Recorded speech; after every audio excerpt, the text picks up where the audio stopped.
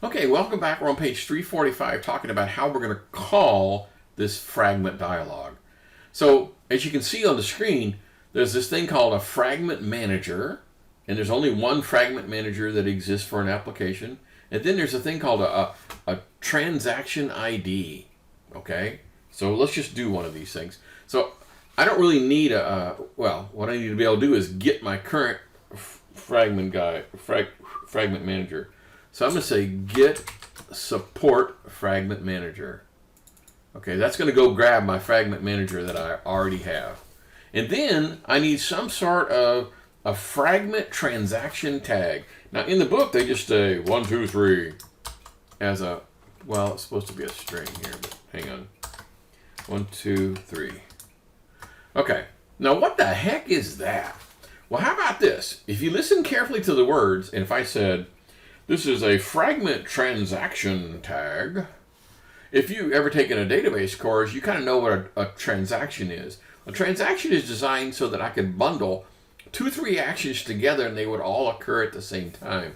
So for example, remember the example here where they had the this thing, right? Well, I wanted the left-hand side and the right-hand side to morph at the exact same time. In other words, like maybe have like a cool little fade out and fade back in kind of a thing. I don't know. So anyway, I wanted the 2 fragments to occur simultaneously. I didn't want one to occur and then followed by the second. I wanted them to both occur at the same time. And so it's done through a transaction. So in other words, when you give the machine, talk to the fragment manager and say, these 3 things are using the same ID. When it comes time to launch one, it says, whoa, all these other come along for the ride. So it's just like you might think in a database world where the transaction means I want all these things to happen. Now in our particular case, come on, we only have one thing, so it's kind of dumb. Okay, so let's just run this and see what the heck we get. So let me go up here and hit the button. Switch on over to our cool little guy. Wait for it to come up. Hopefully I didn't make any mistakes.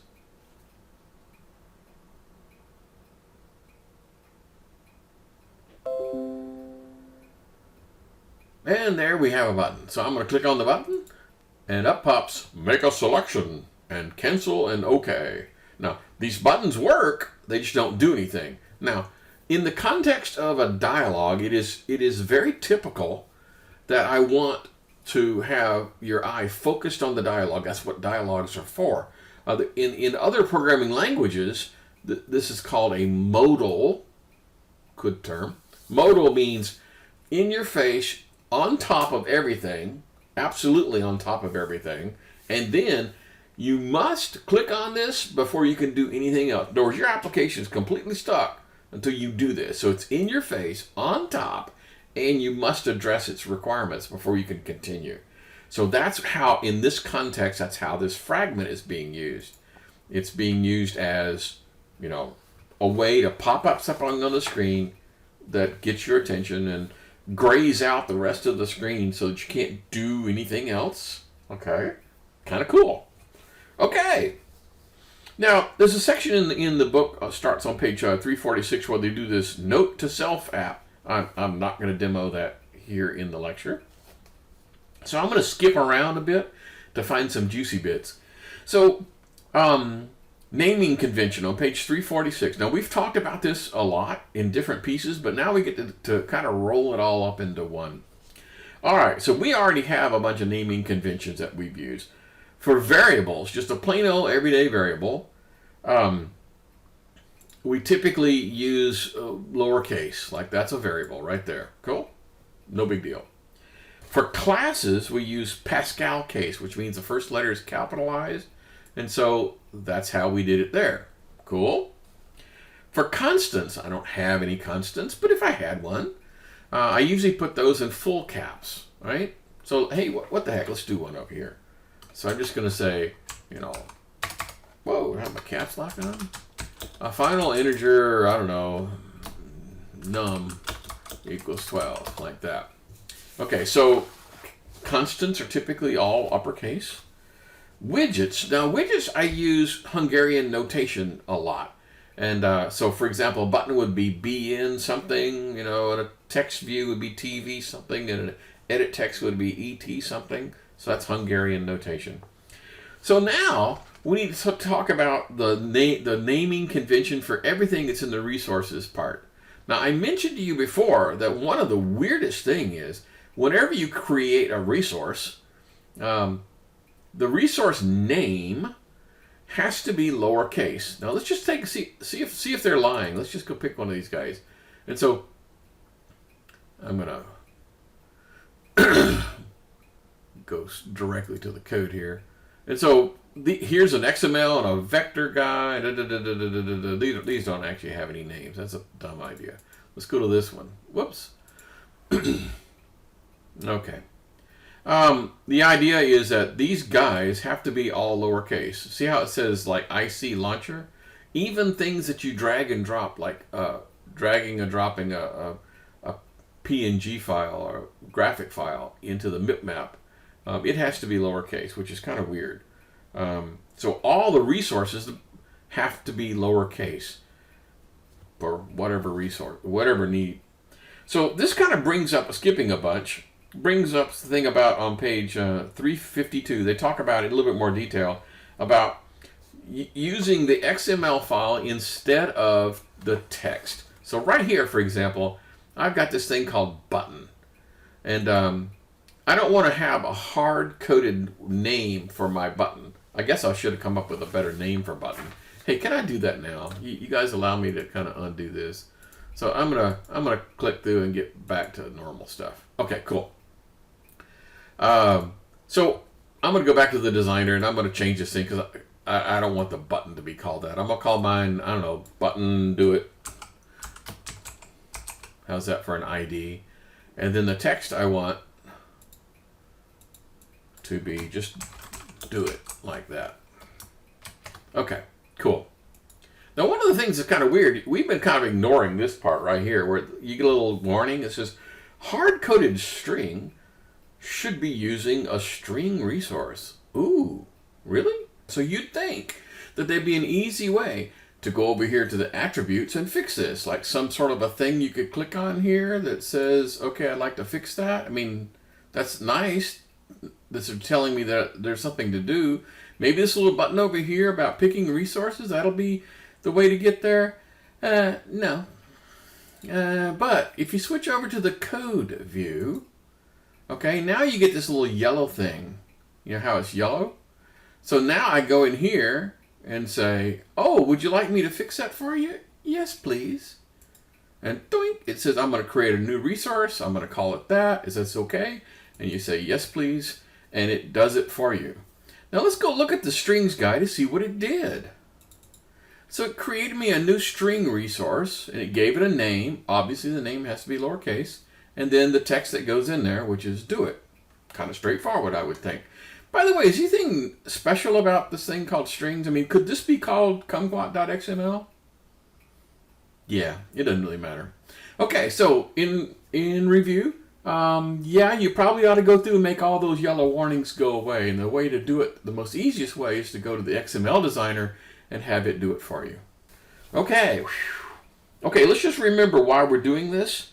The idea is that I might want to have these things translated, and therefore I could just send you an XML file. And you might think, well, that seems like a lot of trouble. In reality, there is actually a way that after my machine has, my application has been compiled and ready to go, right? And then 6 weeks later, somebody comes up and says, well, here's the Russian translation. I can actually just insert that XML file into the document, into the manifest, and re-sign it without having to recompile the application over again. In other words, the application is done, and I can still add other languages. Isn't that pretty cool? After it's completed. That's pretty neat. So if somebody says, hey, man, you misspelled something. Okay, fine. Just go in there, make a change, and presto changeo. Now your application has the correct, French spelling for the word kumquat. Okay? Cool. Whew. Okay. So most of the time you do this in the designer. Yes, there are some really cool tricks that you can use to do this. I'm going to go ahead and just click on the strings guy. And see, there's a thing here that says Open Editor. Now, I use this because in this example, the strings are just like one line long, right?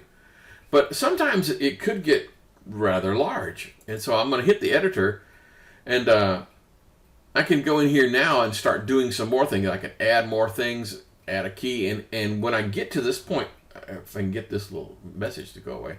So let's just do one, okay? I'm going to go in here and I'm going to say the key is going to be poem. I don't care about a default value necessarily. Okay, I guess I do have to have a default value. I thought I could wait to put that in there. So I'm going to say, I don't know, Mary had a little lamb. Okay, cool.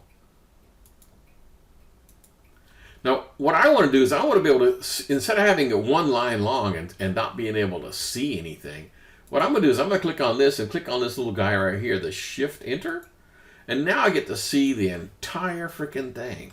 So Mary had a little lamb, you know, its fleece was white as snow. Oh, well, doesn't matter if I spell it right. Okay, see what I'm doing here is now I have full control. With this little doodad here, I can see a lot more. I can expand what I'm typing in. So, for example, if I had like a help file and I wanted to put it in an XML file, I mean, I basically just want to copy and paste from a text file. Like if I gave you a note, you know, a TXT file, and I said, "Hey, I want this as a string." You just go to the notepad, you'd light it all up, you go here and you hit paste, and boom, and you'd get to see everything that's in here by pasting it at this location. So this is a really cool way of being able to like manage all of your strings, and you could even do your translations here, but that's not what we're gonna do here. We're just gonna use good old English. Okay, so from the designer, I can do them one at a time, or I can go in here and add them the way I did it to get a bigger, I don't know, dialog box, whatever you want to call that thing. Okay, so let's just talk about, let's do the Mary Had a Little Lamb. So I'm going to go back to my guy here and add me a text view. Okay, text view to my guy. Cool. And I guess I'll call him TV Poem. Okay, and then programmatically I want to set that. So inside, not from an XML file, but from here, once you run this guy, I want you to set this guy to set, right? So I need to go in and create one of those guys. You remember how this works.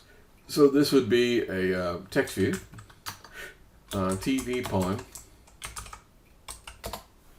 And then of course I have to inflate the guy. So TV Poem is equal to find view by ID, r.id, TV Poem. Okay, so now I've got this guy. So now I want to be able to go in here and say TV Poem dot set text, right? Set text. And then instead of doing it the way we normally do, see where it says @string resource int res ID? Ooh. So I can do this. I can say r dot string dot and then poem.